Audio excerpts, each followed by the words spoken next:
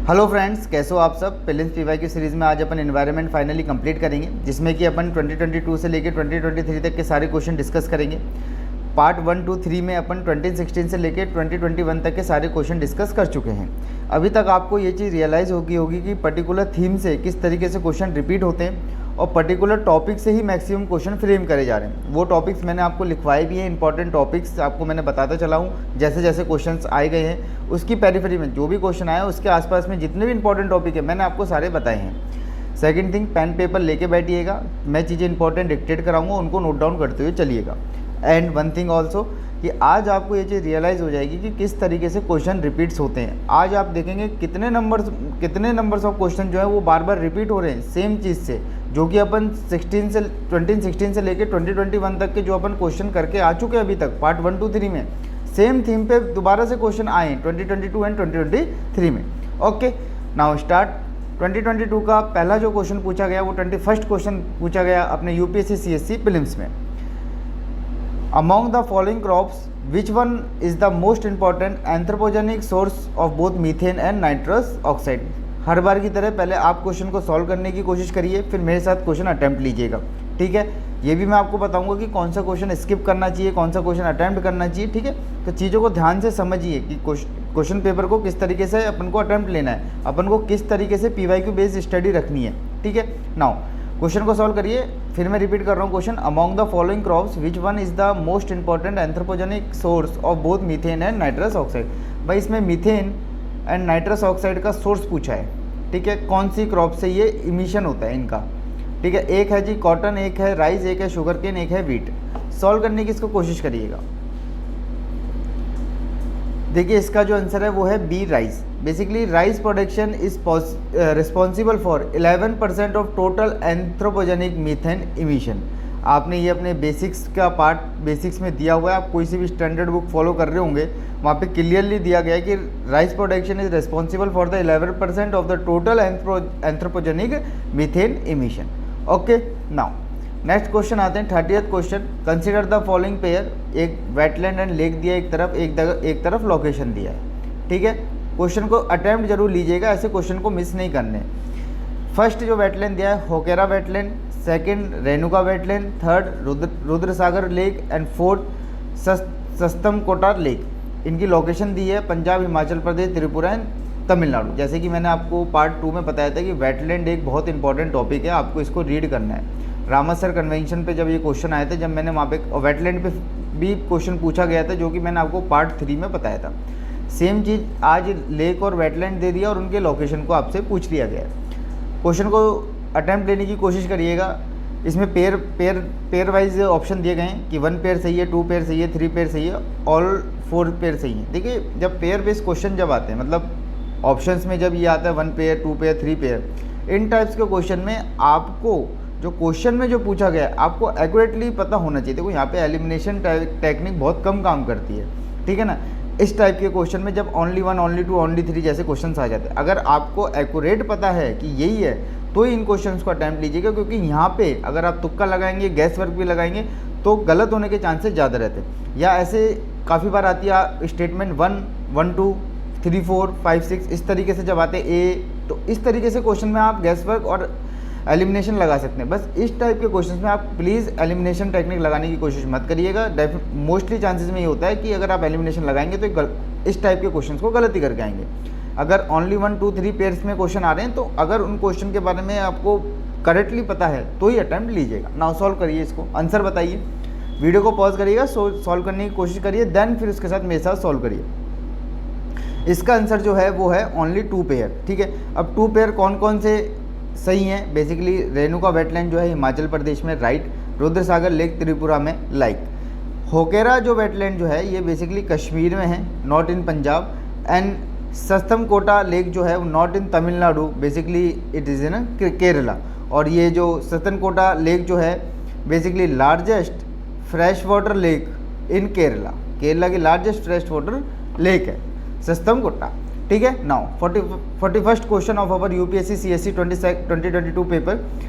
Climate action tracker which monitor the emission reduction pledge of different country इज़ा। इसमें CAT के बारे में पूछा है, बेसिकली क्लाइमेट एक्शन ट्रैकर, क्या ये database created by the coalition of research organization है क्या wing of international panel of climate change जैसे IPCC, ठीक है, committee under the UN framework convention of climate change UNCCC, ठीक है, agency promoted and finance by United Nation Environment Programme and World Bank. बताइए CAT के बारे में पूछा गया क्वेश्चन है ये, ठीक है। क्वेश्चन को अटेम्प्ट लेने की कोशिश करिए। क्लाइमेट एक्शन ट्रैकर क्या है? देखिए पहले तो आप ये सुनिए कि क्लाइमेट एक्शन ट्रैकर होता क्या है। Basically climate action tracker is a independent scientific analyse that tracks the government climate action. Basically climate action tracker क्या करता है कि एनालाइज करता है whatever the government action plan government take any action against the climate change, ठीक है, and it collaborate with the two organization that is Climate Analytics and the New Climate Institution for creating the database for any action taken by the government, ठीक है। तो basically climate action tracker का जो काम जो है वो ये है कि आपको डाटा बनाना है, और डाटा किस चीज़ का बनाना है, आपको जो भी गवर्नमेंट ने एक्शन लिए क्लाइमेट को लेके उनका डाटा आपको क्रिएट करना है। और basically it collaborate with the two organization climate analytics and new climate institute. So the answer is A. Basically CAT is a database created by the coalition of the research organization. What research organization? Two research organization जो मैंने आपको अभी बताई हैं, climate analytics and new climate institute, ठीक है। Now 42nd question of our UPSC CSE 22nd question paper. First statement पढ़िए। The Climate group is an international non-profit organization that drives climate action by building large network and ruins them, ठीक है। Second statement है the International Energy agency, जैसे मैंने आपको पहले ही बताया कि IEA पढ़ लीजिएगा, वो आगे देख लीजिए स्टेटमेंट में। The International Energy Agency in partnership with the Climate Group launch a global initiative EP100। Third statement बोला EP100 brings together leading companies committed to driving innovation in energy efficiency and increase the competitiveness while delivering on emission reduction goal। Fourth statement बोला some Indian companies are a member of EP100। The International Energy Agency IEA is an secretary to the under 2 coalition। देखिए इस type के question या इस question को आप तभी attempt करिएगा अगर आपको चीज़ों के बारे में पता है। तो अगर आपको ये पता है कि भाई क्लाइमेट ग्रुप क्या है, अगर आपको ये पता है कि ये EP100 क्या है, अगर आपको ये दो चीज़ भी पता है तो आप इजीली क्वेश्चन को सॉल्व कर लोगे, ठीक है। लेकिन अगर आपको इस टाइप के क्वेश्चंस में अगर आपको कुछ भी नहीं पता होता है तो इन टाइप के क्वेश्चन को मत छेड़ा करिए, आगे बढ़ जाए करिए, स्किप करिए, नेक्स्ट क्वेश्चन अटैम्प्ट करिए जो आप जिन क्वेश्चन को आप श्योरिटी से कर सकते हैं, 100% राइट है। मैं हरदम आपसे कहता हूँ कि एक्यूरेसी पे थोड़ा ज़्यादा ध्यान दीजिए, चाहे वो GS1 क्यों ना हो, चाहे वो GS2 क्यों ना हो, चाहे CSET का पेपर क्यों ना हो। और CSET का जो पेपर है वो तो मोस्टली एक्यूरेसी पे ही टिका पड़ा है, ठीक है। वहाँ पे नंबर ऑफ अटैम्प्ट्स का मैटर नहीं करता जितना एक्यूरेसी का मैटर करता है CSET में। और GS1 जो अपना GS के जो पेपर होता है उसमें नंबर ऑफ अटैम्प्ट का थोड़ा मैटर ज़्यादा कर जाता है as compare to accuracy. Accuracy यहाँ भी मेंटेन रखनी है अपन को, ठीक है, GS वाले पार्ट में। अब सुनिएगा ये क्लाइमेट ग्रुप क्या है। बेसिकली क्लाइमेट ग्रुप एक नॉन प्रॉफिटेबल ऑर्गेनाइजेशन है that work with the business and the government leader around the world to address the climate change, ठीक है। बेसिकली नॉन प्रॉफिट ऑर्गेनाइजेशन है, they can work for the to address the climate change with business and government leaders, ठीक है। किस में काम कर रहे हैं भाई ये? To take any action with respect to the climate change, ठीक है। गोल क्या है इनका? गोल यही है कि भाई CO2 इमिशन जो है नेट जीरो कार्बन इमिशन हमको करना है कब तक? 2050 तक। ये आपने पढ़ा भी होगा अपने स्टैंडर्ड बुक में, ठीक है। यही इनका भी यही टारगेट है क्लाइमेट ग्रुप का, ठीक है। क्लाइमेट ग्रुप किस पे काम कर रहे हैं? क्लाइमेट चेंज के ऊपर। टारगेट क्या है इनका? गोल क्या है कि भाई जो CO2 इमिशन जो है और जो कार्बन इमिशन जो है नेट जीरो कार्बन इमिशन हमको 2050 तक अचीव करना है।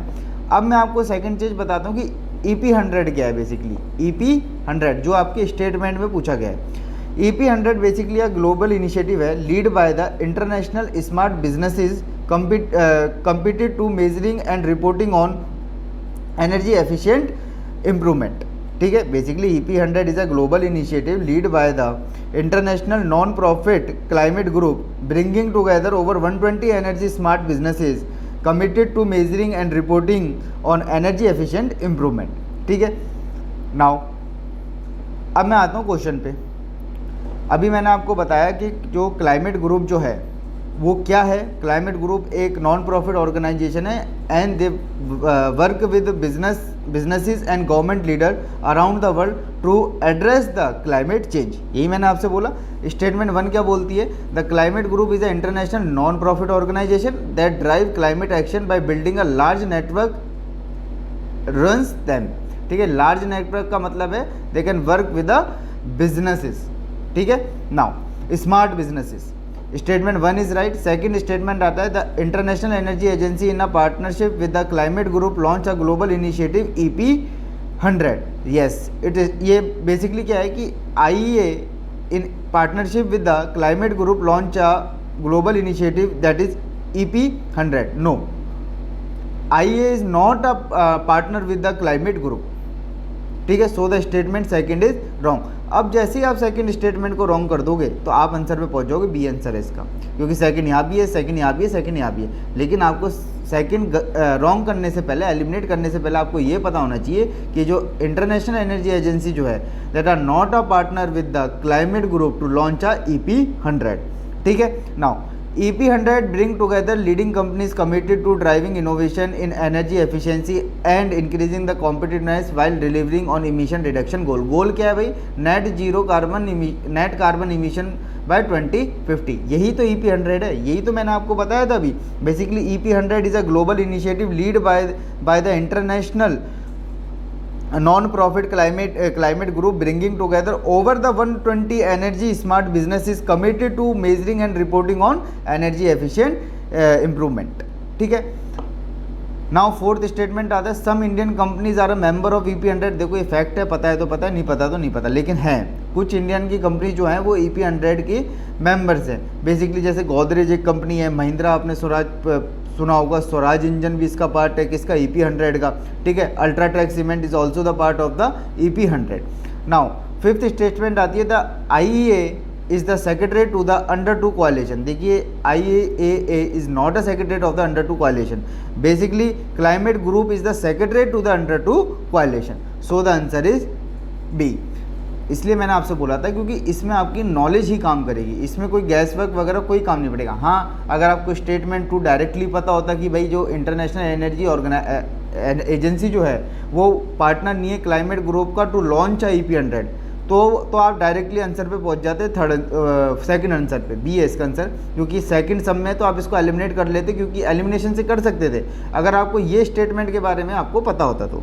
ठीक है, नाउ इसलिए मैं आपसे कहता हूँ एक एक स्टेटमेंट्स और एक एक वर्ड्स बहुत इंपॉर्टेंट है UPSC में, चाहे प्रीलिम्स क्यों ना हो चाहे मेंस क्यों ना हो।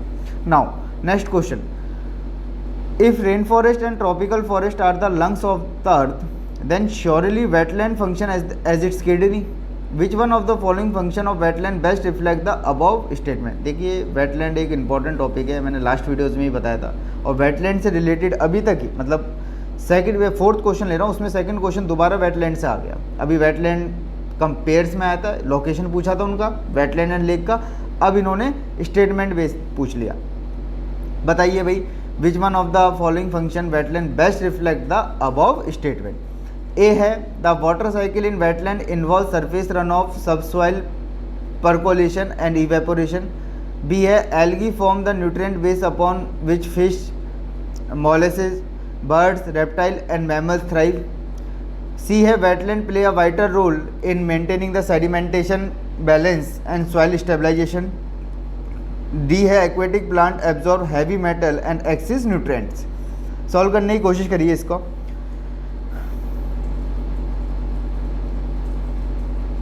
वेटलैंड के बारे में पूछा है, मोस्टली स्टूडेंट इसका आंसर लगा के आए थे A। देखिए अगर आप थोड़ा सा भी आपने वेटलैंड पढ़ा होगा तो B एंड C को तो वैसे ही एलिमिनेट कर लोगे।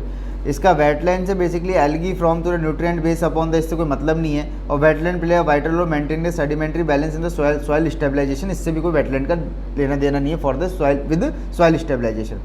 कन्फ्यूजन ये हुआ था कि the water cycle in wetland involve the surface run off subsoil percolation and evaporation. D statement था aquatic plant absorb heavy metal and exist nutrient. Basically इसका आंसर है डी, 43 का आंसर है डी। ठीक है, वेटलैंड फिर मैं आपसे रिपीट कर रहा हूँ, वेटलैंड एक इंपॉर्टेंट टॉपिक है, इसको रीड कर लीजिएगा आज जाके, बहुत इंपॉर्टेंट टॉपिक है। ठीक है, now 44th question,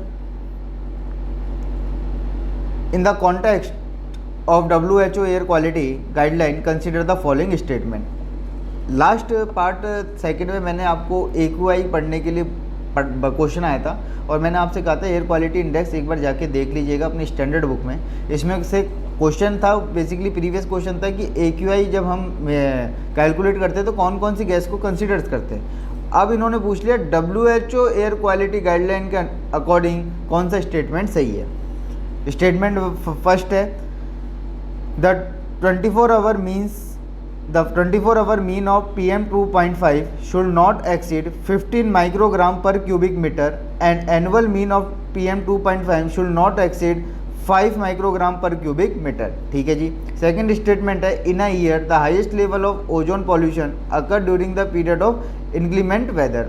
third statement है PM 10 can penetrate the lungs barrier and enter the blood stream. Statement 4 है excessive ozone in the air can trigger the asthma. Solve करने की कोशिश करिए, ऐसा क्वेश्चन आपका गलत नहीं होना चाहिए क्योंकि मैं इसको मॉडरेट लेवल में डालूंगा क्वेश्चन को। ये टिपिकल क्वेश्चन नहीं है क्योंकि WHO एयर क्वालिटी गाइडलाइन आपको कोई सी भी स्टैंडर्ड बुक हो आपको वहाँ पे दी हुई है क्लियरली, इन्होंने अच्छे से एक्सप्लेन करा हुआ है और ये अपने यहाँ से क्वेश्चन रिपीट होते हैं AQI को लेके, WHO एयर क्वालिटी गाइडलाइंस को लेके क्वेश्चन रिपीट्स होते हैं। सॉल्व करने की कोशिश करिए इस क्वेश्चन को। बेसिकली इसका आंसर है B, first and fourth are right. देखिए the 24 hour mean 2.5 should not be exceed 15 microgram per cubic metre and annual mean of PM 2.5 should not exceed 5 microgram per cubic metre. It's statement is right. Second statement है in a year the highest level of ozone pollution occur during the period of the inclement weather. Basically इससे कोई लेना देना नहीं है। Basically जो level of ozone जो है इंक्रीज होता है वो बेसिकली ज़्यादा एंथ्रोपोजेनिक एक्टिविटीज़ से ज़्यादा होता है as compared to inclement weather. ठीक है। थर्ड स्टेटमेंट आती है PM 10 can penetrate the lung barrier and enter the blood stream. देखिए ये PM 10 का काम नहीं है, ये PM 2.5 का काम है। ठीक है, क्योंकि PM 2.5 is basically is more small particle as compared to the PM 10। ठीक है, PM 2.5 pollutant particle are more smaller than the PM 10 pollutant particles. तो इसलिए PM 2.5 जो पार्टिकल जो होते हैं वो क्या करते हैं ब्लड स्ट्रीम्स में एंटर करते हैं। ठीक है, तो PM 10 can penetrate the lung barrier and enter the blood stream. Wrong statement. अगर यहाँ पे PM 2.5 होता तो ये स्टेटमेंट हो जाता राइट। ठीक है, तो इसलिए थर्ड होता है रॉन्ग, सेकंड होता है रॉन्ग और फोर्थ जो है राइट है कि excessive ozone in the air can trigger the asthma. Yes, right statement, B answer. 45th question with the reference of gucchi sometime mention in the news consider the following. देखिए sometime in the news फिर आ गया question और environment में ही maximum और science and tech में maximum इस टाइप के क्वेश्चन रिपीट होते हैं, जैसे मैंने आपको पहले ही बताया। गुच्ची के बारे में पूछा है। देखिए इस तरीके के क्वेश्चन हरदम याद रखिएगा, मैं बता देता हूँ। अगर sometime in the news mention in the news के क्वेश्चंस हैं आपके सामने तो इनको तभी अटेम्प्ट करिएगा या तो आपने उनके बारे में पढ़ रखा है या आपको कुछ भी उनके बारे में पता है तो आगे पीछे का। अगर आपको कुछ नहीं पता है, आप बिल्कुल ही ब्लैंक को कुछ नहीं आता है उस पर्टिकुलर क्वेश्चन के बारे में, प्लीज़ इनको अटेम्प्ट मत करिएगा। ऐसे क्वेश्चन बीच बीच में डाले जाते हैं, ठीक है, ताकि आप इसमें उलझें, अपना ज़्यादा टाइम लगाएं और आगे के जो क्वेश्चन आप कर सकते हैं वो आप मिस करें। ठीक है।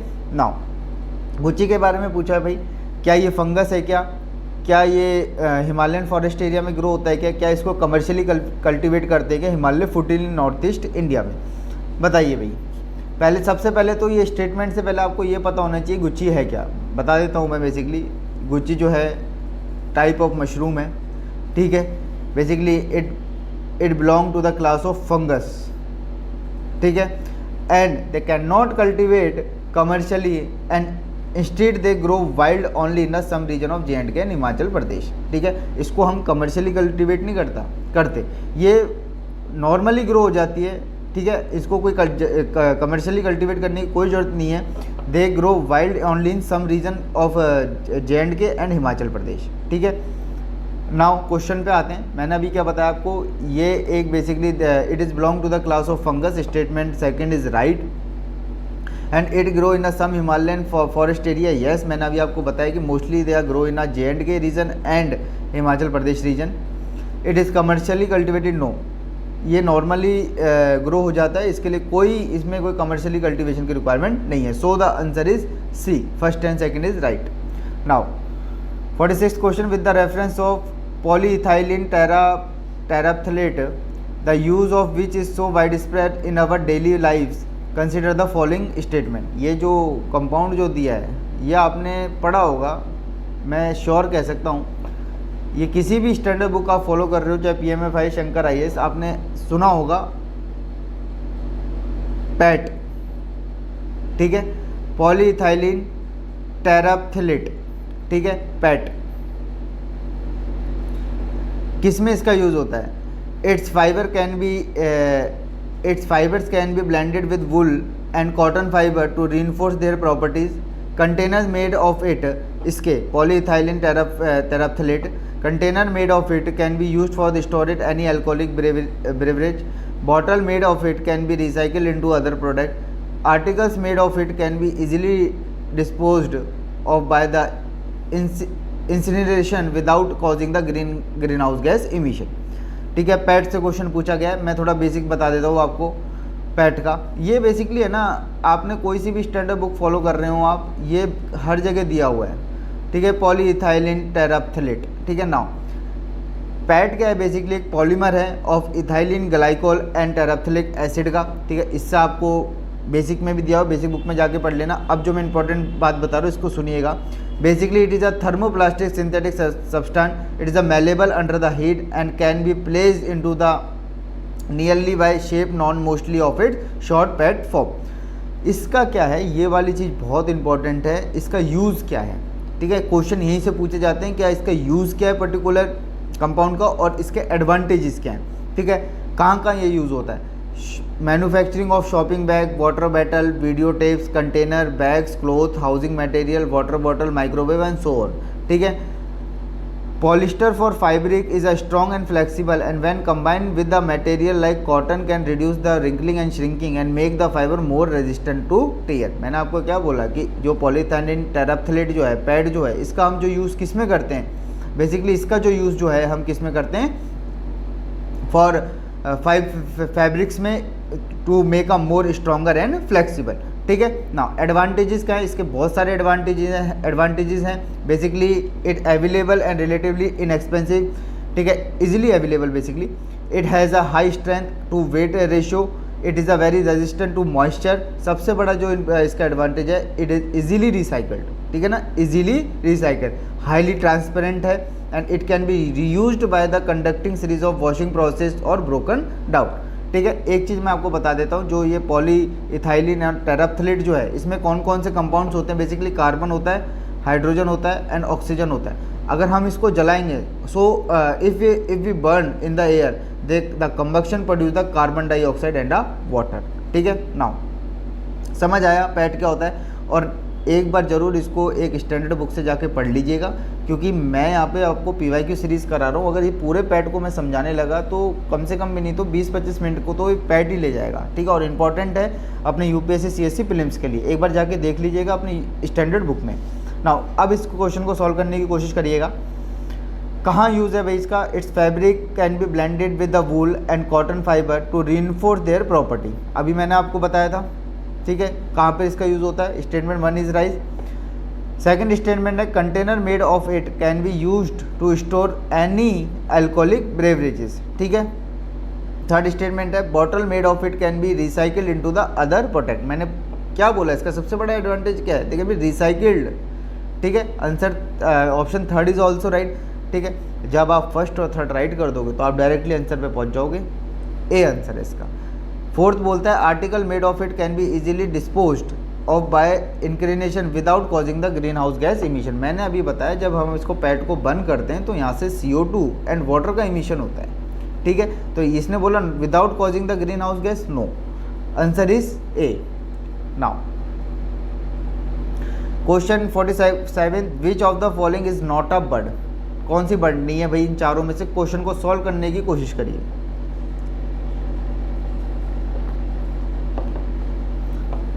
मैंने आपको मैसीर पहले भी बताया था, पार्ट 3 में मैसीर क्या थी।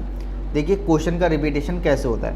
मैसीर के ऊपर पहले भी क्वेश्चन आ चुका है, अगर आपने PYQ ढंग से आपने करे हैं या मेरी वीडियोस को आप फॉलो करते हुए आ रहे हैं, तो मैंने मशीर वहाँ बताया था मशीर क्या है, ठीक है। अगर आपने वो चीज़ ध्यान से सुनी होती है आपने या PYQ ढंग से करे होते तो इजीली क्वेश्चन को इजीली क्वेश्चन को अटेम्प्ट कर लेते और राइट आंसर होता। मशीर मैंने उस दिन बताया था ये एक फ़िश है, ठीक है। So the answer is A. सारी की सारी ये क्या है, बर्ड है। Spoonbill, white ibis, Indian nightjar, सारी बर्ड हैं। Golden mahseer is basically a fish है ये, ठीक है।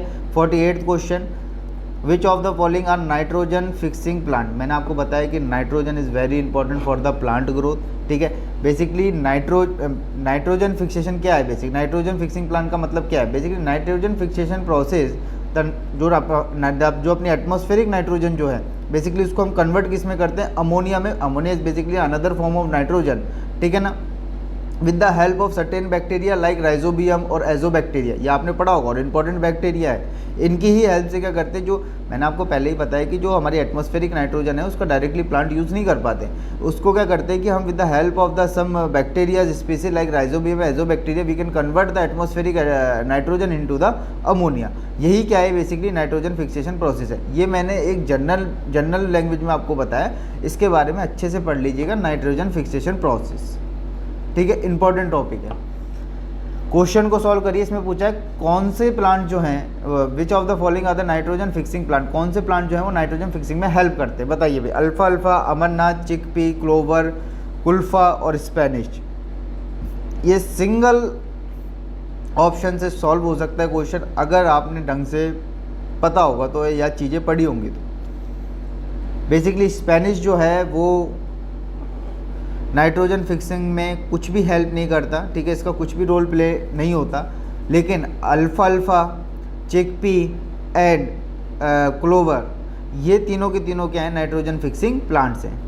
Answer is 4। एक बार जाके और भी सारे नाइट्रोजन फिक्सिंग प्लांट हैं, नाइट्रोजन फिक्सिंग जितने भी प्लांट्स हैं आज ही जाके रीड करिएगा, दोबारा क्वेश्चन यहाँ से बन सकता है, क्योंकि नाइट्रोजन फिक्सेशन प्रोसेस है important topic for upper UPSC CSC prelims.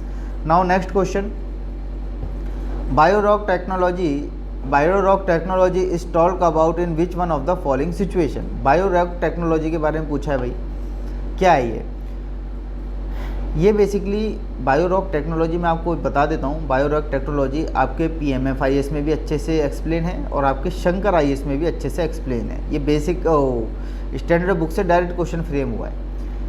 Restoration of the damage coral reef, development of the building material using the plant residue, identify of a area for exploration, extraction of the shale gas, providing salt licks for wild animal in forest protected area.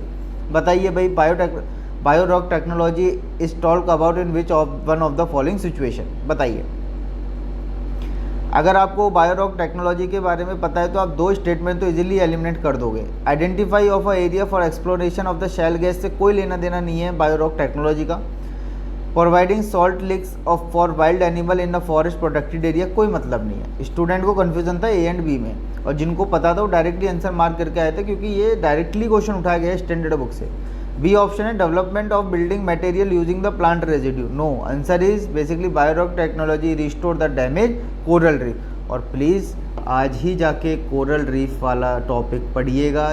इस coral reef से 4th question है 2016 से, जब से मैंने PYQ लिए हैं, और 2022 का मैं PYQ करा रहा हूँ। 4th क्वेश्चन है सिर्फ एक टॉपिक से, कोरल रीफ से, ठीक है। इसलिए मैं कहता हूँ इंपॉर्टेंस ऑफ PYQ समझिए, पावर ऑफ PYQ समझिए। अगर PYQ बेस्ड स्टडी रहेगी, चाहे प्रीलिम्स क्यों ना हो, मेंस क्यों ना हो, इजीली क्वालिफाई कर जाओगे। नाउ थोड़ा सा मैं बेसिक बता देता हूँ बायोरॉक टेक्नोलॉजी है क्या है। Biorock technology is a revolutionary way to remediate the contaminated from the soil instead of removing the contamination by boring into the soil. Baorock technology generate a energetic and rotatory force within a soil matrix that effectively remove the contaminated from the soil.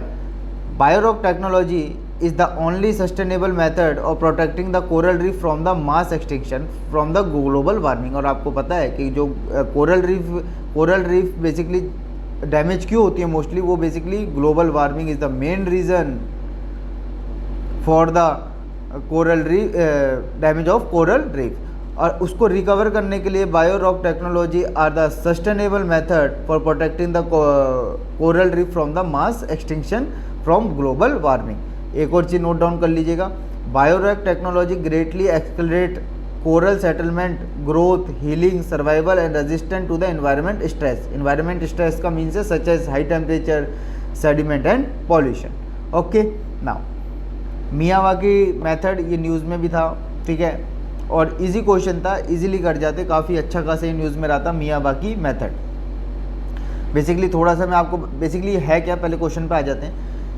A option है इसमें, promotion of the commercial farming in the arid and semi arid area, development of gardens using the genetically modified flora.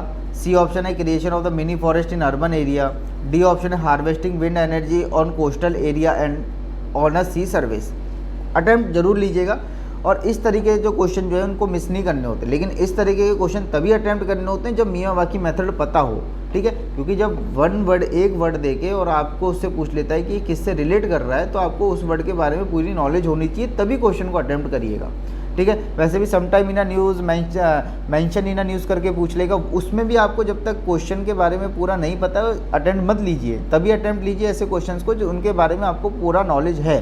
अगर Miyawaki method आपको पता है तभी इस question को attempt लीजिएगा, सॉल्व करने की कोशिश करिए। मैं आपको बता देता हूँ, बेसिकली मियावाकी टेक्निक बेसिकली एक अर्बन अफॉरेस्टेशन टेक्निक है, और ये एक जैपनीज टेक्निक है। ये आपने बेसिकली न्यूज़ में रहा था उस टाइम पे। Basically Miyawaki technique is an urban afforestation method by turning a some backyard into the forest, ठीक है, and this include the planting tree only a native species. हम बेसिकली क्या करते हैं मियावाकी मेथड में, हम क्या करते हैं कि प्लांट को ग्रो करते हैं, ठीक है, and we can regenerate the forest through planting the plant. और वो हम जो प्लांट जो ग्रो कर लगाएंगे वो बेसिकली नेटिव स्पीसीज ही लगवाएंगे, ठीक है ना, कोई बाहर की स्पीसीज ला के हम वहाँ पे ग्रो नहीं करवाएंगे, नेटिव स्पीसीज ही करवाएंगे। इससे क्या होता है, अर्बन अफॉरेस्टेशन होता है। Miyawaki is a technique for the urban afforestation by growing a plant, and which plant, native plant, native species. Answer क्या होगा इसका, basically C, creation of mini forest in urban area. और ये Japanese technique है, ठीक है, Japanese technique है। 75th question, which one of the following has been constitute under the EPA 1986। देखिए एनवायरमेंटल प्रोटेक्शन एक्ट से फिर से क्वेश्चन आ गया 1986, ठीक है। ऑप्शन ए है सेंट्रल वाटर कमीशन, बी है central ground water board, D है central ground water authority, D है नेशनल वाटर डेवलपमेंट एजेंसी। बताइए, सॉल्व करने की इसको कोशिश करिए। और चारों के चारों जो ऑर्गेनाइजेशन जो हैं ये बहुत ही ज़्यादा इंपॉर्टेंट है। Central water commission, central ground water board, central ground water authority, national water development agency. देखिए मैंने आपसे, अपन ने जब पार्ट 2 कर रहे थे, मैंने आपको वहाँ पे सेंट्रल ग्राउंड वाटर बोर्ड के ऊपर क्वेश्चन आया था, और मैंने उसी टाइम आपसे कहा था इसको एक बार देख लेना जाके, और एक बार सेंट्रल ग्राउंड वाटर अथॉरिटी को भी जाके देख लीजिएगा। अब इसमें पूछा कि इनमें से कौन सी ऑर्गेनाइजेशन या कमीशन या बोर्ड जो है वो EPA के अंडर कॉन्स्टिट्यूट हुआ है, बताइए भाई। इसका जो आंसर है बेसिकली है C, central ground water authority. Basically central ground water authority are regulate and control the development and management of the ground water resources in the country. और ये मैंने आपको पहले ही बताया था कि सेंट्रल ग्राउंड वाटर अथॉरिटी का काम क्या है, बेसिकली मैनेज करना ग्राउंड वाटर रिसोर्सेज को, ठीक है। एक और चीज़ देखिए, जो नेशनल वाटर डेवलपमेंट एजेंसी जो है, बेसिकली ये एक autonomous, it was set up in the 1982 as a autonomous society under the society registration act 1960, ठीक है। अब ये दो बोर्ड जो हैं आज जाके पढ़िएगा तीनों को, central ground water authority, central ground water board and central water commission. Central मैं थोड़ा सा बता देता हूँ, सेंट्रल वाटर कमीशन क्या है। Basically it is a premier technical organization of India in the field of water resources and is presently function as the attached office of the Ministry of Water Resources, ठीक है, ministry of जल शक्ति नहीं, and river development and Ganga rejuvenation and government of India. Central water commission सबसे ज़्यादा important ये है, central ground water board, and जो अभी जो मैंने आपको बताया central ground water authority. Central ground water board important है और सेंट्रल ग्राउंड वाटर अथॉरिटी, ये दोनों जाके आज जरूर पढ़िएगा। चाहे नेशनल वाटर अथॉरिटी एजेंसी मत पढ़िए, चाहे सेंट्रल वाटर कमीशन मत पढ़िए, लेकिन ये central ground water board and central ground water authority दोनों पढ़ना है आपको। सेंट्रल ग्राउंड वाटर बोर्ड क्या है, basically a subordinate office under the Ministry of Water Resources, Government of India, and it is a national apex agency for with the responsibility of providing the scientific input for management, exploration, monitoring, assessment, argumentation and regulation of the groundwater resources of the country. ठीक है, तो central ground water board and central ground water authority दोनों के दोनों organisation और boards and authority आपको आज पढ़ना है जाके, ठीक है। नाउ क्योंकि इससे सेम से सेंट्रल ग्राउंड वाटर बोर्ड से सेकंड क्वेश्चन आया है, एक क्वेश्चन इसका 18-19 में भी आया था जो कि मैंने आपको पार्ट 2 में बताया था।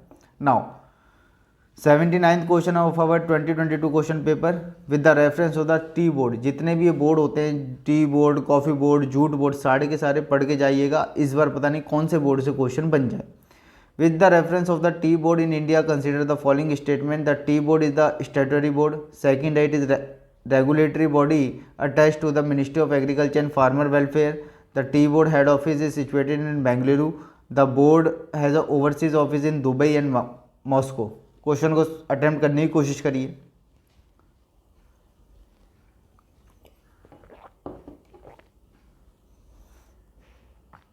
इसका basically it is a regulatory body attach to the ministry of agriculture farmer welfare. इसके अंदर नहीं आता, मिनिस्ट्री ऑफ कॉमर्स के अंदर आता है। और मैंने आपसे पहले ही बताया था कि मोस्टली टाइम क्या होता है कि यूपीएससी मिनिस्ट्री के साथ गेम खेलता है, मिनिस्ट्री को गलत ही देता है। और यहाँ पे मिनिस्ट्री फिर गलत दी, ministry of agriculture farmer welfare नहीं है, मिनिस्ट्री ऑफ कॉमर्स है ये, ठीक है। दूसरी बात, इन्होंने बोला कि इसका हेडक्वार्टर जो है वो बेंगलुरु में है, नहीं, इसका हेडक्वार्टर जो है टी बोर्ड का वो कोलकाता में है, ठीक है। थर्ड भी गलत। जब सेकंड एंड थर्ड जब गलत हो जाते हैं तो आप इजीली क्या करोगे, ऑप्शन पे पहुंच जाओगे। क्या ऑप्शन आंसर है इसका?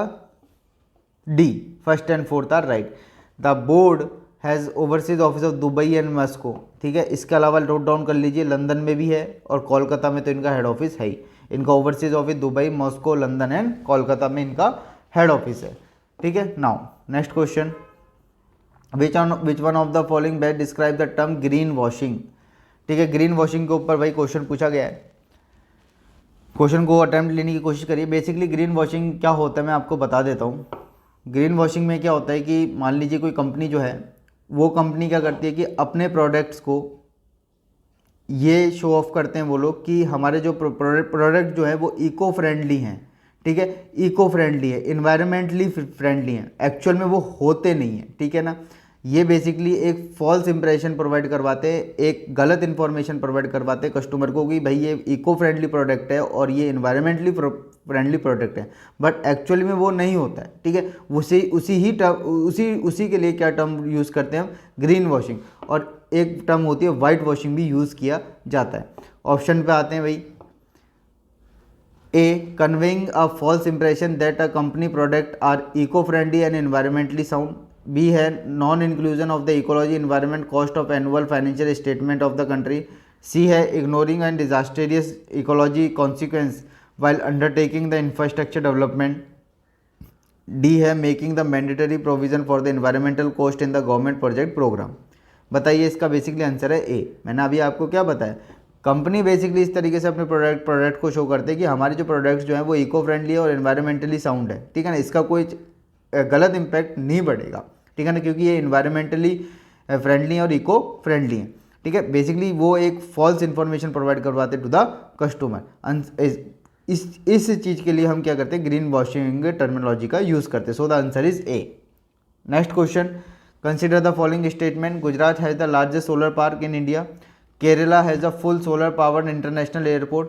Goa has the largest floating solar photovoltaic project in India. बताइए, इसको सॉल्व करने की कोशिश करिए। Gujarat has the largest solar park in India. Basically मैं आपको बता देता हूँ, जो लार्जेस्ट सोलर पार्क जो है वो है बेसिकली राजस्थान में, ठीक है। और Kerala has the fully solar powered international airport, yes. Goa has the largest floating solar photovoltaic project in India, yes. No, Goa में नहीं है, बेसिकली तेलंगाना में। Telangana has the largest floating solar photovoltaic project in India and Rajasthan has the largest solar park in India and Kerala के अंदर fully solar powered international airport है। So the answer is B, only second statement right, ठीक है। Now next question solve करने की कोशिश करिए। 89th question of our UPSC CSC 22 paper with the reference of India law about the wildlife protection. Consider the following statement. First statement है wild animal are the sole property of the government. Second है when the wild animal is declared protected, such animal is entitled for the equal protection whether it is found in the protected area or the outside. Third option है apprehension of the protected wild animal becoming a danger to human life is a sufficient ground for its capture or killing. Solve करने की कोशिश करिए इसको. Basically third option पे मैं directly आता हूँ. इन्होंने बोला कि अगर कोई भी वाइल्ड एनिमल जो है अगर वो ह्यूमन लाइफ के लिए डेंजर है तो हम उसको कैप्चर कर सकते हैं और मार सकते हैं, और ये सफिशिएंट ग्राउंड है मारने और कैप्चर करने के लिए कि भाई वो पर्टिकुलर ह्यूमन के लिए डेंजर है. ठीक है. बेसिकली आप खुद एक कॉमन सेंस लगाइए. कोई पर्टिकुलर एनिमल को आप किस बेसिस पे ये प्रूफ करेंगे कि ये जो है ह्यूमन लाइफ के लिए डेंजर्स है और उसके बेसिस पे आप उसको मार रहे हैं. तो ये स्टेटमेंट तो आप थोड़ा सा भी कॉमन सेंस लगाएंगे, अपना कॉमन सेंस लगाएंगे कि आप ग्राउंड क्या प्रूफ कर रहे हैं. आप ग्राउंड जो प्रूफ कर रहे हैं ये कह रहे हैं कि danger to the human life. ठीक है. बेसिकली क्या होता है कि जब आप वाइल्ड लाइफ प्रोटेक्शन एक्ट देखेंगे शेड्यूल 1 के अंदर जो एनिमल दिए हुए हैं उसमें ये प्रोविज़न डाला इन्होंने, लेकिन इन्होंने ये प्रोविज़न डाला था कि अगर कोई एनिमल डिसेबल है, डिजीज्ड है, ठीक है, या फिर डेंजर टू ह्यूमन लाइफ है, हम उनको, और अगर वो बियॉन्ड द रिकवरी हैं, अगर रिकवर नहीं हो पा रहे हैं तो उस केस में हम क्या कर सकते हैं, उनको कैप्चर किल कर सकते हैं. ठीक है. अगर वो रिकवर नहीं हो पा रहे, और वो भी क्या है, कोई नहीं कर सकता, कॉम्पिटेंट अथॉरिटी कर सकती है. वो कौन कर सकता है? Chief wild life warden of the state. ठीक है. हर कोई नहीं कर सकता, chief wild life warden of the state. ठीक है. अगर रिकवर नहीं हो पा रहा है तो अगर कोई डिजीज्ड है, कोई डिसेबल्ड है, या फिर danger to the human life है कोई भी एनिमल, उस केस में they are beyond to the recovery. ठीक है. स्टेटमेंट थर्ड तो है रॉन्ग, इसलिए दो तो हो जाएंगे एलिमिनेट. ठीक है. फर्स्ट स्टेटमेंट आता हूँ. Wild animal are the sole property of the government. No. Who say? No. Answer is B. When the wild animal is declared the protected, such animal is entitled for equal protection whether it is found in the protected area or outside. देखो आपने किसी particular एक animal को अगर आपने protected animal अगर आपने declare कर दिया, चाहे अगर वो चाहे वो प्रोटेक्टेड एरिया में मिले, चाहे वो प्रोटेक्टेड एरिया से बाहर मिले, आपको इक्वल प्रोटेक्शन देनी पड़ेगी. आप डिस्क्रिमिनेट नहीं कर सकते किसी भी लेवल पे. ठीक है. So the answer is B. Next question. Certain species of which one of the following organism as well known as a cultivator of fungi. बताइए इसका आंसर. क्वेश्चन को अटेम्प्ट लेने की कोशिश करिएगा. Certain species of which one of the following organism are well known for the cultivator of fungi. इस type के questions को तभी अटेम्प्ट लेना है, मैं बता रहा हूँ कि आपको आता है तो, अगर आप ऐसे क्वेश्चन में श्योर हो तो. ठीक है. तुक्के मत लगाइएगा. कोई यहाँ तो गैस वर्क और एलिमिनेशन का कोई मतलब ही नहीं है. आता है तो आता है, नहीं आता तो नहीं आता है. ऐसे क्वेश्चंस में इस तरीके का माइंडसेट लेके जाना. ठीक है. तुक्के लगाओगे तो मैं डेफिनेटली कह रहा हूँ 99% है कि क्वेश्चन गलत होगा. चीज़ें पता है तभी ऐसे क्वेश्चन को अपन को अटेम्प्ट करें. यहाँ कोई कंसेप्ट नहीं लग रहा. ठीक है ना. सीधा पूछ लिया certain species of which one of the following organism as well known as a cultivator of fungi. इसका आंसर है बेसिकली ए, आंट. ठीक है. Next question. Consider the following carbon monoxide, nitrogen oxide, ozone, sulphur dioxide. Excess of which of the above in the environment is a cause of acid rain. देखिए एक question आया था और उस question में मैंने आपको बताया था कि एसिड रेन एक इम्पॉर्टेंट टॉपिक है, बताया था. लेकिन एसिड रेन से डायरेक्टली क्वेश्चन नहीं आया था. आज आ गया 2022 में. क्वेश्चन से क्वेश्चन बनता है. मैं आपसे फिर ये चीज़ बोलता हूँ, क्वेश्चन से ही क्वेश्चन बन के आ जाएगा नेक्स्ट ईयर में. वहाँ पे क्वेश्चन क्या पूछा गया था, किसी गैसेस से रिलेटेड वो क्वेश्चन था. ठीक है ना. वहाँ पे मैंने आपको बताया था कि जो नाइट्रोजन ऑक्साइड जो है, सल्फर डाइऑक्साइड जो है, are the main reason for the acid rain. और यही दो गैसेस के कारण क्या होता है, एसिड रेन होता है. ठीक है. आज वही क्वेश्चन यहाँ पे पूछ लिया. ठीक है ना. Excess of which of the above in the environment cause the acid rain. Basically nitrogen oxide and sulphur dioxide. So the answer is B. इसलिए कहता हूँ जो भी चीज़ मैं बताता हूँ उसको नोट डाउन करिए प्लीज़. उनको अपने एक रजिस्टर में एक पेन पेपर लेके बैठिए. हर बार कहता हूँ ये टॉपिक्स इंपॉर्टेंट हैं और आपको ये चीज़ रियलाइज़ हो रही होगी आज कि एसिड रेन उस दिन बोला था, आज क्वेश्चन आ गया. और आगे मैं आपको कितनी चीज़ें ऐसे बताता चलूँगा कि जो मैंने प्रीवियस क्वेश्चन के प्रीवियस क्वेश्चन मैंने आपको जब सॉल्व करा रहा था तो मैंने आपको वहाँ पे बताया था ये पर्टिकुलर टॉपिक जो है वो इम्पॉर्टेंट है। उस जो टॉपिक पे क्वेश्चन पूछा गया उसके आसपास के टॉपिक जब मैंने आपको लिखवाए थे कि ये टॉपिक इंपॉर्टेंट है, वहाँ से क्वेश्चन पूछे गए 2022 में और 2023 में और आगे भी पूछे जाएंगे। सेम पैटर्न रहता है, सेम थीम पे क्वेश्चन बार बार रिपीट होते हैं, क्योंकि यूपीएससी हो चाहे कोई सी भी ऑर्गेनाइजेशन हो, एक टाइम ऑफ पीरियड के टाइम क्वेश्चन फ्रेम लिमिटेड हो पाते हैं, ठीक है ना। हर टॉपिक की एक अलग डिमांड है, हर टॉपिक का एक अलग नेचर है। काफ़ी टॉपिक नैरो हैं, काफ़ी टॉपिक ब्रॉड हैं, ठीक है। नाउ 2023 के क्वेश्चन सॉल्व करते हैं भाई। 2022 के ख़त्म होते हैं, सारे क्वेश्चन सॉल्व कर लिए, ठीक है। और जितनी भी मैंने चीज़ें लिखवाई हैं मैं ये मान के चलता हूँ कि सब नोट डाउन करते हुए चल रहे होंगे, क्योंकि डेफिनेटली आपको इस सीरीज़ का बेनिफिट देखने को मिलेगा ही और मिल रहा होगा। क्योंकि देखो इन सब चीज़ों में लगती है मेहनत, सारे पेपर्स को में से फिर फिल्टर करने के बाद फिर सारा कंटेंट प्रोवाइड करवाना। देखिए तो प्लीज़ चीज़ों को फॉलो करिए, डेफिनेटली आपको सिलेक्शन में बहुत हेल्प दिलाएगी ये सीरीज़ जो अपनी PYQ बेस्ड सीरीज़ चल रही है। नाउ क्वेश्चन लेते हैं 2023 का। थर्ड क्वेश्चन एनवायरनमेंट से पूछा गया, जैक फ्रूट, महुआ, टीक कौन से डेसीडियस ट्री हैं। मैंने आपको पहले ही बोला है कि बायो में एक बहुत बड़ा बड़ा टॉपिक तो नहीं बोलूँगा, लेकिन बहुत इंपॉर्टेंट टॉपिक है। बड़ा कुछ नहीं है, 11 से 12 बायो वहाँ पे पढ़ने होते हैं, लेकिन फैक्ट्स बहुत ज़्यादा हैं वहाँ पे, वो फैक्ट्स याद रखने होते हैं, ठीक है। डेसीडियस ट्री पूछ लिया डायरेक्ट, बताइए इसका आंसर।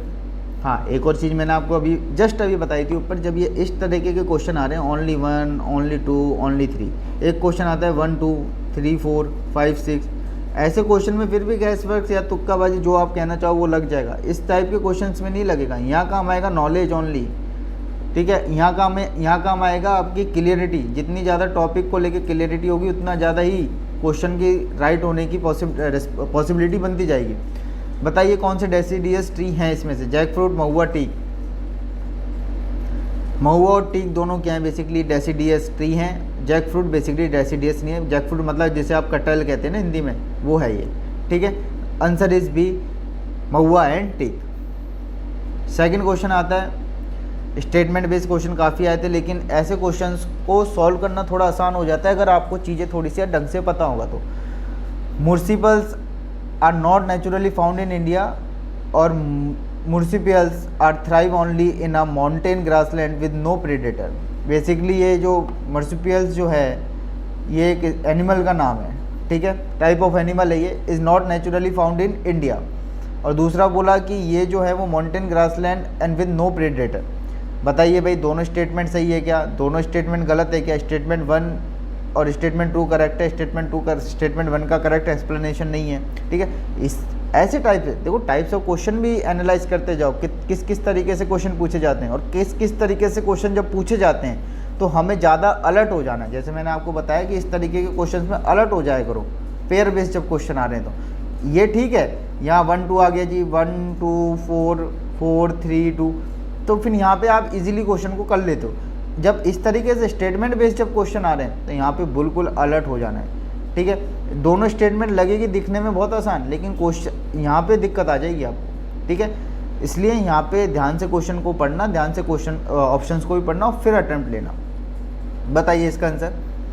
बेसिकली स्टेटमेंट 1 जो है वो तो है करेक्ट एंड स्टेटमेंट 2 जो है वो है इनकरेक्ट, क्योंकि इन्होंने बोला जो marsupial not naturally found in India, yes, तो कहाँ मिलते हैं भाई, फिर ये इंडिया में नहीं मिलते, तो ये mostly found in America and Australia region, ठीक है। इनका हैबिटेट जो है वो forest and tropical rain forest है, ठीक है ना। इनका माउंटेन ग्रासलैंड में ये नहीं रहते, ये फॉरेस्ट और ट्रॉपिकल रेन फॉरेस्ट में रहते हैं। So the answer is C. Next question, invasive species specialist group that develop the global invasive species database belong to which one of the following organisation, ठीक है। ऑर्गेनाइजेशन बेस्ड क्वेश्चन आते हैं environment में, ठीक है। जितनी भी इंपॉर्टेंट ऑर्गेनाइजेशन है टेलीग्राम ग्रुप ज्वाइन कर लीजिएगा। PY में कुछ दिन में 2-3 दिन में वहाँ पे जितनी भी ऑर्गेनाइजेशन है सबकी लिस्ट में वहाँ पे अपलोड कर दूंगा, ठीक है। वहाँ से जाके उनको डाउनलोड कर लीजिएगा। नाउ बताइए कि invasive species specialist group basically global invasive species का डाटाबेस ये डेवलप करते हैं, तो कौन सी ऑर्गेनाइजेशन से बिलोंग करते हैं इन्वेसिव स्पीसीज स्पेशलिस्ट ग्रुप, बताइए। International union for conservation of nature, united nation environmental programme, united nation world commission for environment and development, the world wide fund for nature. Attempt लीजिए question को।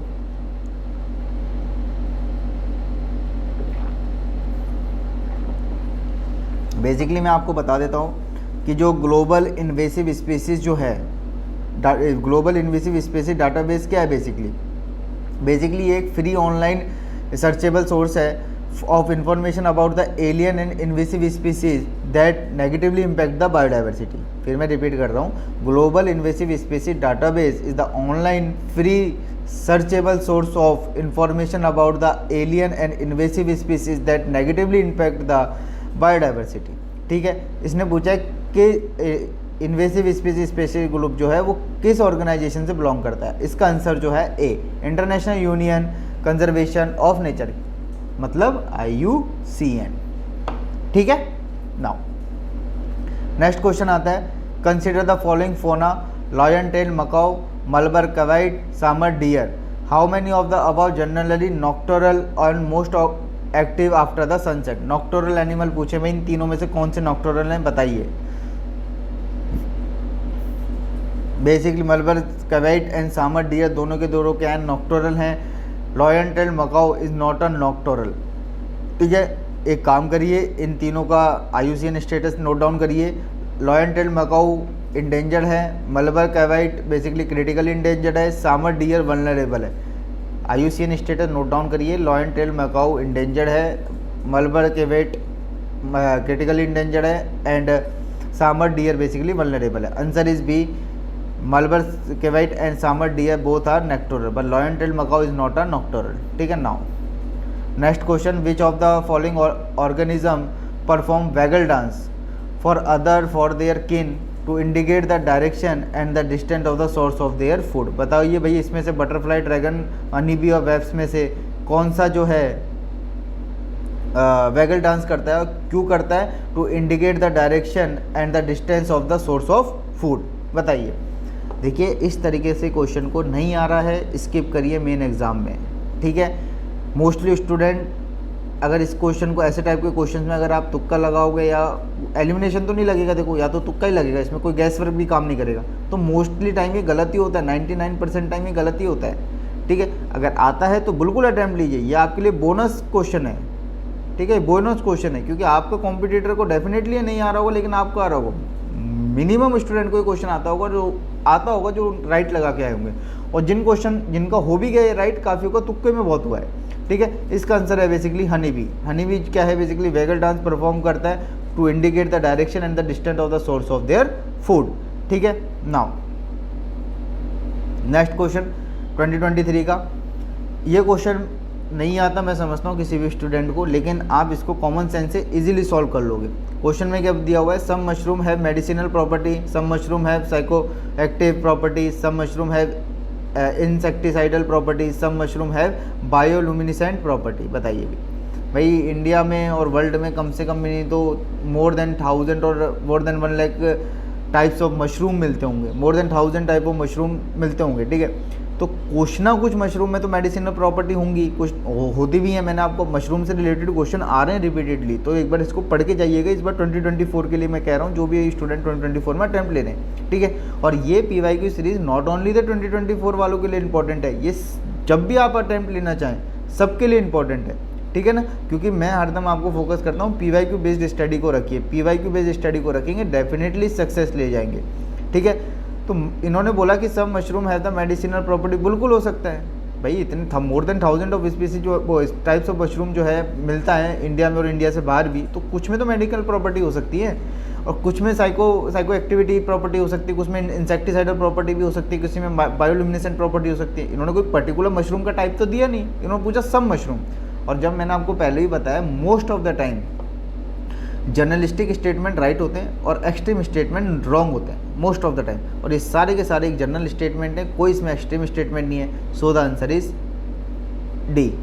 ठीक है, दो तरीके बता दिए, दो तरीके से सोच के इसको क्वेश्चन को सॉल्व कर सकते थे कि सब मशरूम की बात करिए, कुछ मशरूम तो के अंदर तो मेडिसिनल प्रॉपर्टी हो सकती है, इंसेक्टिसाइडल प्रॉपर्टी हो सकती है, बायोलुमिनेसेंट प्रॉपर्टी हो सकती है।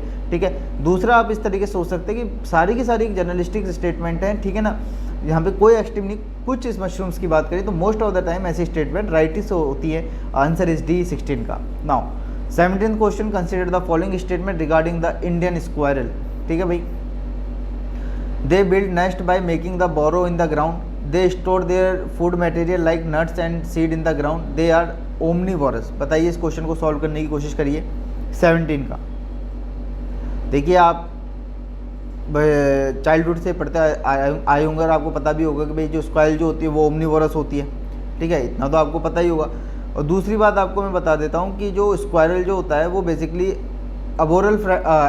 अर्बोरल एनिमल होता है। अर्बोरियल एनिमल का मतलब होता है, अर्बोरियल एनिमल का मतलब होता है कि they primarily live in a tree, they can not be form a nest, ठीक है। तो they build a nest by making a burrow in the ground, no, they are squirrel basically a arboreal animal. Arboreal animal का मतलब होता है they primarily live in the tree. Second option आता है they store their food material like nuts and seeds in the ground, yes, so the answer is 2, first and third are both are right, ठीक है। Now next question, consider the following statements. देखिए फिर आ गया, some micro organism can grow in environment with the temperature above the boiling point of water, some microorganism can grow in an environment with the temperature below the freezing point of water, some microorganism can grow in high acidic environment with the pH below 3, ठीक है। Just अभी मैंने आपको ऊपर बताया था इस type के क्वेश्चन में सम मशरूम वाला जो क्वेश्चन था।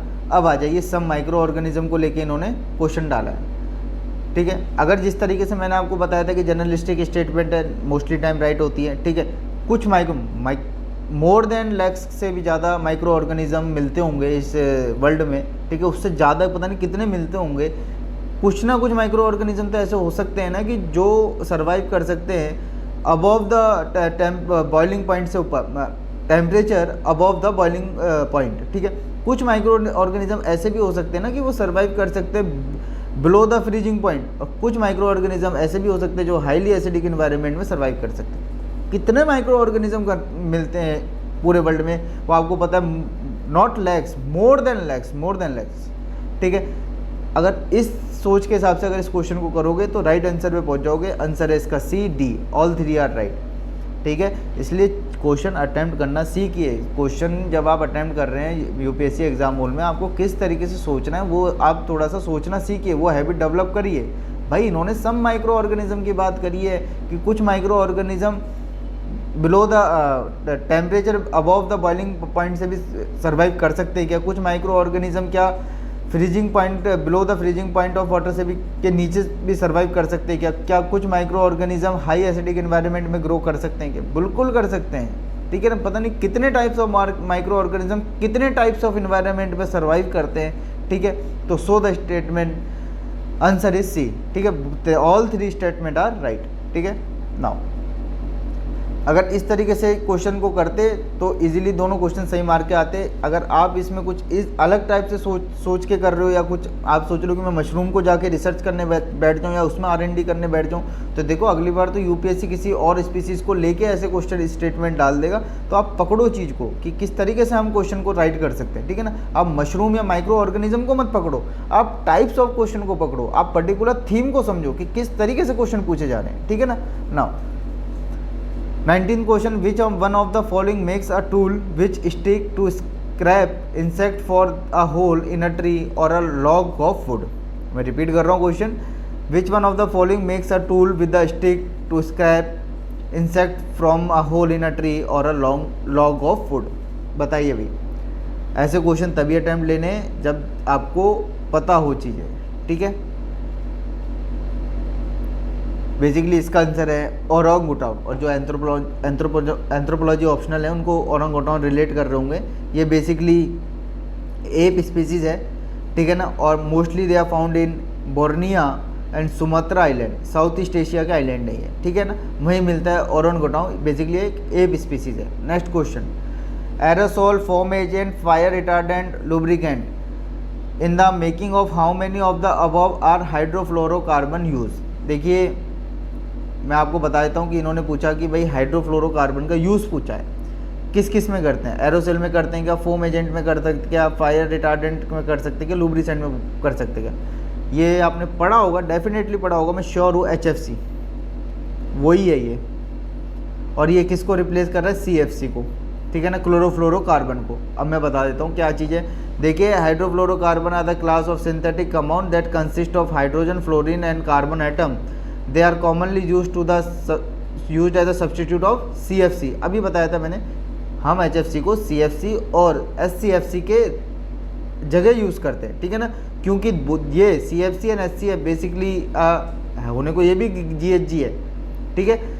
CFC and SCFC which are known for their ozone depletion property and HFC do not contain a chlorine and do not contribute to the depletion of the ozone layer। आपको ये मैं बता देता हूँ, note down कर लीजिएगा कि ozone depletion के लिए क्लोरीन का एक बहुत बड़ा इंपॉर्टेंट रोल प्ले करता है, ठीक है ना। ऐसा नहीं है GHG नहीं, ये भी है। ये CFC और SCFC में प्रॉब्लम क्या है कि ये जो है ओजोन डिप्लेशन के लिए बहुत बड़ा रोल प्ले कर रहे हैं, ठीक है ना, SCFC एंड CFC के। क्यों? क्योंकि SCFC और CFC में क्या होता है कि क्लोरीन कंटेन होता है, लेकिन हाइड्रोफ्लोरोकार्बन में क्या होता है कि क्लोरीन कंटेन नहीं होता, उससे क्या होता है कि ओजोन डिप्लेशन नहीं होता, ठीक है ना। तो इसलिए गवर्नमेंट भी कहे HFC का यूज़ करिए और CFC और SCFC को रिप्लेस करिए, ठीक है ना। नाउ क्वेश्चन पे आता हूँ। इन्होंने पूछा कि हाइड्रोफ्लोरोकार्बन का कहाँ कहाँ यूज़ होता है, बताइए भाई। एरोसोल में, foam agent, fire retardant, lubricant में, सब में होता है सर, सब में होता है, ठीक है। और अभी तक नहीं पता है तो HFC, CFC, SCFC सारे पढ़ के जाइएगा, ठीक है। सारे के सारे आपके PMF क्यों ना हो, शंकर क्यों ना हो, अच्छे से एक्सप्लेन है। और यहाँ से क्वेश्चन रिपीट होते हैं, मैं फिर बता रहा हूँ, यहाँ से क्वेश्चन रिपीट होते हैं। Now consider the following statement, one of the central government notify an area as a community reserve. याद आया कुछ? मैंने उस टाइम बोला था आपसे कि कम्युनिटी रिजर्व रीड करिएगा। जब मैं आपको EPA बता रहा था, environmental protection act, wild life protection act बता रहा था, ठीक है ना, या मैं आपको प्रोटेक्टेड एरिया जब मैं आपकी बात कर रहा था, वहाँ पे आप मैं national park, wild life sanctuary, तो मैंने आपसे कहा था कि प्रोटेक्टेड एरिया में कम्युनिटी रिजर्व भी एक बार पढ़ लीजिएगा। देख लीजिए क्वेश्चन आ गया। इसलिए कहता हूँ PYQ की इंपॉर्टेंस समझिए, प्लीज़ PYQ बेस्ड स्टडी रखिए अगर सिलेक्शन लेना है तो। मैंने पार्ट 2 में एक आता कि कम्युनिटी रिजर्व पढ़ लीजिएगा, वहाँ से क्वेश्चन बनता है। 2022 में कम्युनिटी रिजर्व से क्वेश्चन पढ़ गया और पार्ट 2 में मैं क्वेश्चन करवाता प्रोटेक्टेड एरिया से रिलेटेड, ठीक है। नाउ स्टेटमेंट 1 है the chief wild life warden of the state becoming the governing authority of such forest. Second है hunting is not allowed in such area. Third है people of such area are allowed to collect non timber forest product. Fourth statement है people of such area are allowed traditionally agriculture practice. देखिए अब इस type के question में आपको community reserve के बारे में पता होना चाहिए और इम्पॉर्टेंट टॉपिक है अपने इन्वायरमेंट का। इस तरीके के क्वेश्चन तभी अटैम्प्ट लीजिए तब आपको पता है तो, नहीं तो प्लीज़ इनको स्किप तो मत करिए। मैं अगर आप इन क्वेश्चन को स्किप कर रहे हैं तो डेफिनेटली आप रेस से बाहर हैं, लेकिन इनको पढ़ के ज़रूर जाइए। अभी आपके हाथ में सारी चीज़ें, जो चीज़ आप कर सकते हैं ज़रूर करिए। जहाँ से क्वेश्चन आने की मैक्सिमम चांसेस हैं वहाँ से आप क्वेश्चन को अटैम्प्ट, वहाँ के क्वेश्चन आप नहीं छोड़ सकते, क्योंकि ये क्वेश्चन आपका कॉम्पिटिटर राइट करके आएगा डेफिनेटली, क्योंकि कम्युनिटी रिजर्व एक इम्पॉर्टेंट टॉपिक है। और मैंने आपसे उस दिन भी कहा था जब प्रोटेक्टेड एरिया जब मैं पढ़ा रहा था, जब मैंने उस पर क्वेश्चन आपको बताया था, जब मैंने आपको साइड में बताया था, लिखवाया था कि कम्युनिटी रिजर्व पढ़ लीजिएगा। आंसर्स बताइए, इसका सॉल्व करने की कोशिश करिए। बेसिकली कम्युनिटी रिजर्व होता क्या है? Community reserve for the conservation of the wildlife and their habitat. Simple language में बोलूँ तो community reserve basically for the conservation of wildlife and their habitat. अब इन्होंने बोला कि once the central government notify the area community reserve, then इन्होंने 4 statement दिए और इन चारों स्टेटमेंट से क्या राइट स्टेटमेंट है? The chief wild life warden of the state becoming the governing authority of such forest. Yes दिया हुआ है उसमें। कम्युनिटी रिजर्व जब पढ़ेंगे तो उसके प्रोविजन में डायरेक्टली दिया गया है। Hunting is not allowed in such area. Yes. People of such area are allowed to collect the non timber forest products. Yes. People of such area are allowed to traditionally agriculture practices. No, people are not allowed for traditionally agriculture practices. So the answer is C. Only 3 are right. 1, 2, 3. Next question. With the reference to the role of biofilter in a recirculating aquaculture system, consider the following statement. ठीक है, अभी पहले RAS देख लेते हैं कि recirculating aquaculture system होता क्या है। बेसिकली एक टाइप ऑफ फिशिंग फार्मिंग है where water is recycle and reuse after the treatment. And basically biofilter जो है, ये दो वर्ड यहाँ पे यूज़ हुए, इन दोनों वर्ड का मैंने एक्सप्लेनेशन नीचे दे दिया है, या तो इनका स्क्रीनशॉट ले लीजिएगा या मेरे साथ नोट डाउन कर लीजिएगा। बायोफिल्टर क्या होता है एंड रीसर्कुलेटिंग एक्वाकल्चर सिस्टम क्या होता है। बेसिकली आरएस जो है, रीसर्कुलेटिंग एक्वाकल्चर सिस्टम जो है, बेसिकली फिश फार्मिंग है where water is recycle and reuse after the treatment. और बायोफिल्टर क्या है, basically biofilter are a crucial part of this system and serve to the biologically filter out the harmful waste product। ठीक है, समझिएगा, biofilter are not primarily design to remove the solid waste, ठीक है ना, not primarily design to remove the solid waste like the uneaten fish feed, they are used for the biologically transformation of dissolved waste particularly toxic ammonia and product fish excretion. ठीक है, biofilter का जो primary काम जो है वो क्या है, basically to transformation of the dissolve waste particularly toxic ammonia produce by the fish excretion. Biofilter का काम ये नहीं है कि आप जो सॉलिड वेस्ट जो है आप उसको रिमूव करो। बायोफिल्टर क्या करेगा, ट्रांसफॉर्मेशन करेगा किसका, डिजॉल्व वेस्ट का, primarily ammonia produce by the fish. ठीक है, एक और चीज़ नोट डाउन करिएगा, इंपॉर्टेंट बता रहा हूँ, biofilter convert the ammonia present in a fish waste to nitrate. ठीक है, एक स्टेटमेंट जरूर नोट डाउन करिएगा, biofilter don't typically increase the level of the phosphorus in the water, in fact excess phosphorus can lead to the algae bloom. ये important है, access phosphorus lead to the algae bloom and is generally something that aquaculture system try to manage and minimise. Question पे आते हैं, with the reference to the role of the biofilter in the recirculating aquaculture system। recirculating aquaculture system basically क्या है, fish farming, type of fish farming है। consider the following statement, biofilter providing the waste treatment by removing the uneaten food fish। मैंने आपको अभी बताया था कि biofilter जो बायोफिल्टर प्रोसेस जो है उसको हम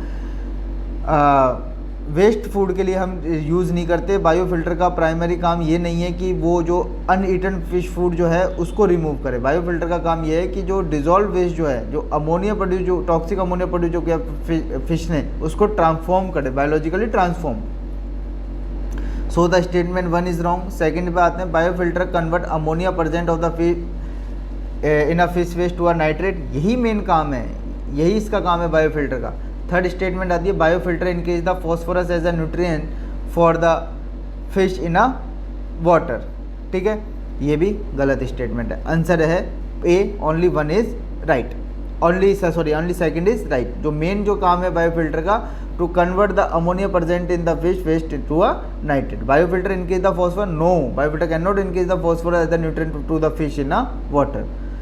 नेक्स्ट क्वेश्चन आते हैं, consider the following statement regarding the mercury pollution. Mercury pollution के बारे में पूछा है, और मरकरी पॉल्यूशन के बारे में जब पूछा है तो एक चीज़ कन्वेंशन पढ़ लीजिएगा, आज जाके नहीं पढ़ा है तो, मीना माता कन्वेंशन।